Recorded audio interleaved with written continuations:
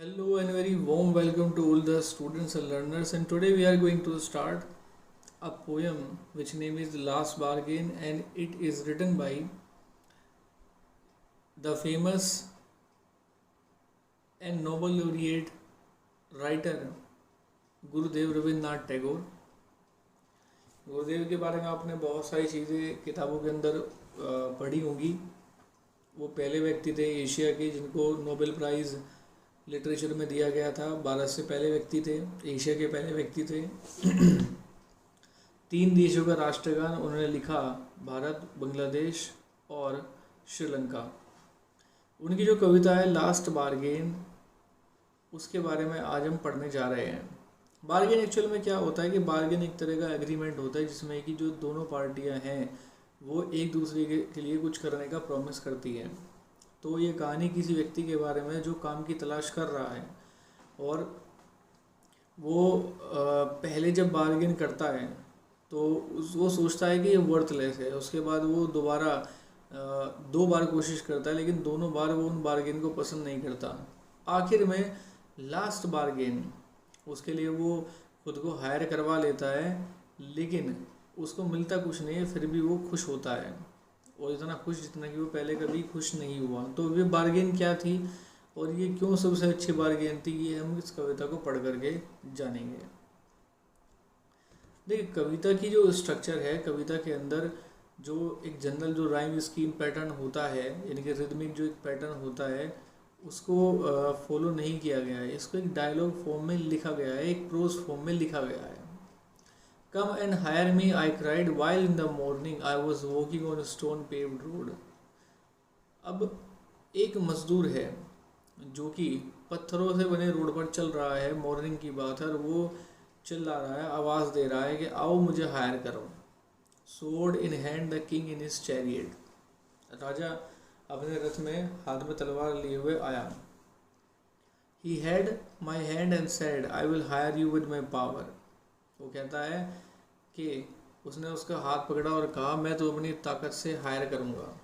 But his power counted for not and he went away in his chariot. लेकिन उसकी जो ताकत थी वो किसी काम नहीं आई, यानी कि उसका जो सब बल था, उसकी जो ताकत थी, सब ज़ीरो हो गई और वो अपने चैरियट में वापस चला गया। In the heat of the mid day the house stood with shut doors. अब क्या था, दिन का जो मध्य था, गर्मी बहुत ज़्यादा पड़ रही थी, तो घरों के 2 दरवाजे थे वो बंद थे। आई वेंडर्ड अलोंग द क्रूड लेन, यानी कि टेढ़ी मेढ़ी जो गलियां थी, मैं उनसे गुजरा। An old man came out with his bag of gold. एक बूढ़ा आदमी अपने सोने के बैग के साथ में आया। ही पोंडर्ड एंड सैड, वो रुका, उसने कहा, I will hire you with my money, मैं तुम्हें पैसे के दम पर हायर करूँगा। He weighed his coins 1 by 1 but I turn away. उसने अपने सिक्कों को तोलना मोलना शुरू किया एक एक करके, लेकिन मैं वहाँ से मुड़ गया। It was evening, the garden has was all a flower. ये शाम का समय था और जो गार्डन हैज था, यानी कि जो गार्डन का जो बाड़ा था, वहाँ पर फूल ही फूल थे। The fair made came out and said, I will hire you with a smile. एक सुंदर जो लड़की थी वो हंसते हुए बाहर आई। उसने कहा कि मैं तो अपनी हंसी से तुम्हें हायर करूँगी। आई smile पेल्ड and melted into tears and she went back alone into the dark. लेकिन बाद में क्या हुआ कि जो उसकी स्माइल थी वो पीली पड़ गई, आंसू उसके निकलने लगे और वो वापस अंधेरे में चली गई। The sun glistered on the sand and the sea waves broke waverly. Child sat playing with shells. अब ये देखिए, समंदर का किनारा है, जो सूरज की किरणें हैं वो उस पर रेत पर चमक रही है और जो समंदर की जो लहरें हैं वो आपस में टकरा रही हैं पत्थरों से। अब वहाँ बैठ कर के एक लड़का जो शेल्स हैं उनसे खेल रहा है। He raised his head and seem to know me and said. उसने अपना सर उठाया और ऐसा लगा जैसे कि वो मुझे जानता है। उसने कहा, I hire you with nothing, मैं तुम्हें हार करूँगा लेकिन मेरे पास देने के लिए कुछ नहीं है। From hence forward that bargain struck in child's play made me a free man. और तब से वो जो बार्गेन थी जो मैंने उस बच्चे के खेल खेल में मैंने की थी, उसने मुझे एक फ्री मैन बना दिया।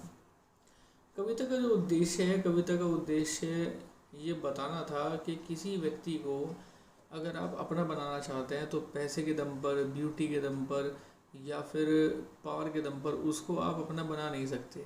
जो इंसान के व्यवहार में एक सिंपलिसिटी होती है, जो ईमानदारी होती है, जो एक इनोसेंस जो होती है, वो व्यक्ति को अपना बना लेती है। So this was the beautiful poem, The Last Bargain, from the pen of Rabindranath Tagore, and I'll be meeting with you in our next video. Till then, thank you very much.